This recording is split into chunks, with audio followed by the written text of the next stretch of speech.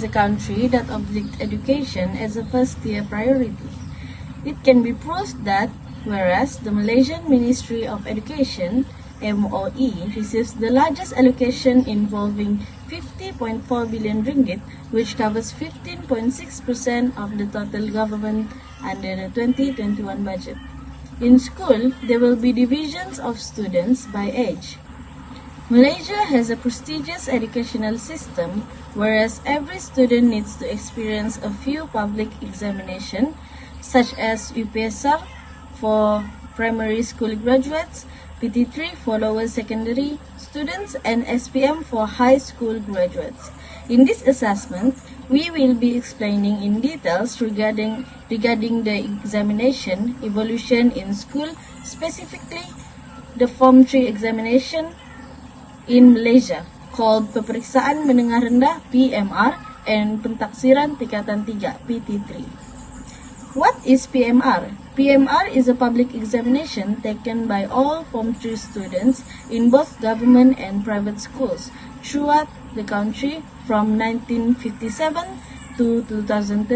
PT3 was abolished in 2014, replacing the PMR. Both assessments are different in some aspects. Moreover, both reflects the country's education system. I'm representing about the evolution of PMR and PT3 examination. Penilaian menengah rendah or PMR examination is mandatory for Form 3 students in both government and private school students from 1993 until 2013. The examination was held annually during the first or second week of October. The passing grade depends on the average scores obtained by the students who sat for the examination. There were 7 to 8 core subjects such as Malay language, English language, mathematics, science, geography, history, and living skills. Moreover, there are also optional subjects such as Arabic language, Iban language, Chinese language, and so on. Many excellent students have been recognized and acknowledged in this examination, such as Dr. Amalina or Nur Amalina Cik Bakri, who graduated as a doctor at University of Edinburgh, Scotland.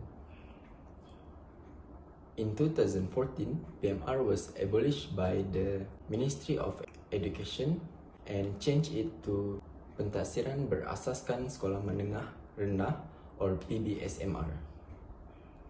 It is different with PMR because the passing grade is based on band such as band 1 until band 6. However, in mid-year of 2014, the PBSMR has been replaced with Pentaksiran Tingkatan 3 or PT3. PT3 is a summative assessment to measure the academic achievement of students, thus exposing students to critical thinking. Higher order thinking skills or KBAT is highlighted in this exam in order to expose students with critical thinking. Students are assessed based on 4 different examinations. For example, listening test, oral test, fieldwork assignment, and writing test. PT3 examination has received response from teachers and parents. Some of them assume that PT3 examination is not relevant for Form 3 students due to late announcement from the Ministry of Education. Hence, result of PT3 examinations in 2014 is unsatisfying. However, over the year, the PT3 examination has been accepted and many students has achieved a great result. Therefore, students are more likely to enjoy during the assessment and not only focus with textbooks, they also can searching the information on the internet. That is all from me, and I will give to Aiman for the next part. As we know, penilaian menengah rendah and pentaksiran tingkatan 3 is different like chalk and cheese.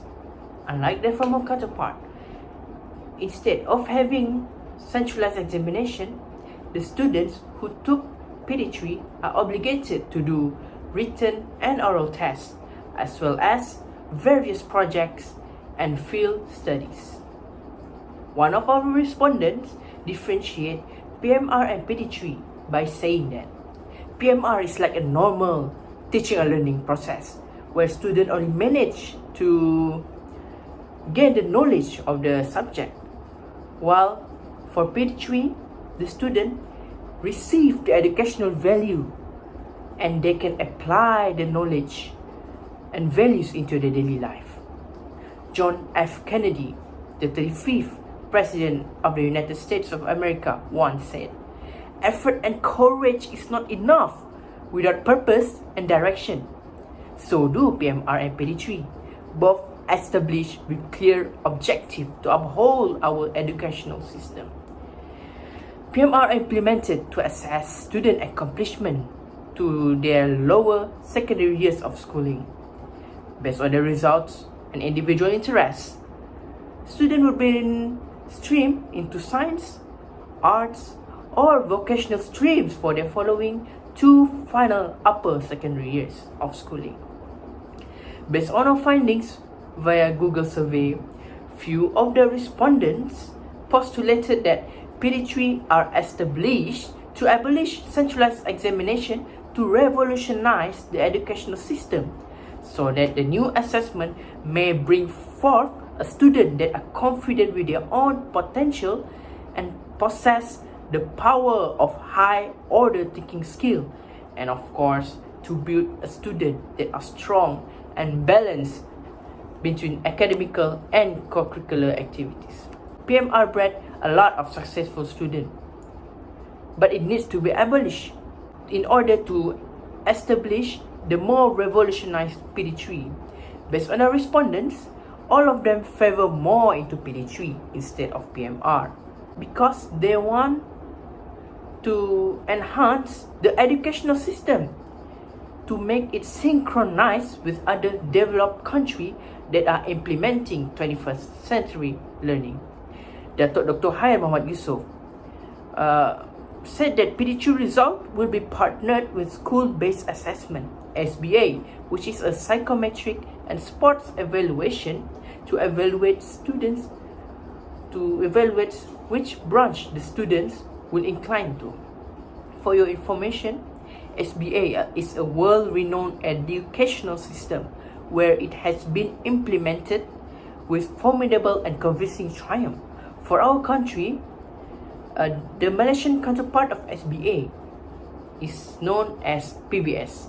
The pentaksiran berasaskan sekolah comprehend 4 components of assessment, which is physical, sports, co-curricular activities, and psychometry. Talk about the third objective.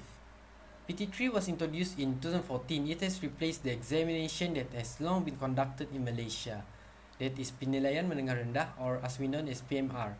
So for this examination, we can see that the positive effect is to allow the student to unearth the latent talents, and it also allowed the teachers to interpret the abilities of the students to qualify to be in which major. According to the survey that has been conducted, the teacher who responded said that the value of education in PT3 and PMR is think creatively and critically with a broader context. It is also in the form of summative assessment that measures student overall intellectual mastery at the lower secondary level and further strengthens student knowledge. Both of these exams test the skills and the knowledge of the student. However, in these exams also have a negative effect to the teachers and the student, such as according to the News Straits Times News in 2016. The sudden change from PMR to PT3, the ministry must give teachers time to become familiar with the new way of doing things and should think that it should focus on improving PT3 and not rush to alter another system. Next, this sudden change has affected the students. They were heartbroken when they were handed the slip. Some of their dream of entering boarding school or cluster school were crushed. Many parents were frustrated and dissatisfied of their children's result, which were not entirely their fault. Student performance in both examination has their own advantage. In 2013, the last PMR examination held in Malaysia. Director General of Education, Dato' K. Muhammad Yusuf, in his press conference, has announced that 30,988 or 73.3% of 462,940 PMR candidates nationwide obtained grade A in all subjects. The results show an increase of 0.41% or 514 candidates compared to 3,474 people in 2012. In 2019, the principal of SMK Yam Tuan Radin, Nur Azah Abdul Aziz, said the result of PT3 examination this year increased compared to last year. He said a total of 198 candidates took PT3 this year, while the school grade point average GPS result increased to 3.59 compared to last year is 3.9. It can be concluded that through the finding that has been obtained, the sudden change make PT3 visible. However, it can improve the thinking of the lesson through KEBAT, and it is a factor that makes the student more critical thinking to solve a problem. Thank you to all the speakers. Now I will conclude this video. From what all the speakers said, we can see a few major points, which is the evolution, the objective, and the outcome of Form 3 examination in Malaysia. All of these major points are playing a huge role for the examiners, or we call them as the students. Malaysia government put a high allocation to the Ministry of Education MOE, which is 50.6 billion, which cover 15.6% of the total government spend in 2021 budget. From the budget, we can see that the Malaysia government really want to create a education system that really give a benefit to the country in the future. They also want to make an education system that at same level as others developed country. Moreover, both of the examination reflects the country's education system. Hence, this project will make us or others that watch this video to appreciate the education history of Malaysia. We can say that we will appreciate more for the Form 3 examination because the Form 3 examination are one of the most important examination in Malaysia that had been faced a lot of evolution. As a result, we can still ensure that all the historical events in this country still live in the mind of all Malaysians. That's all from us. Thank you for watching this video.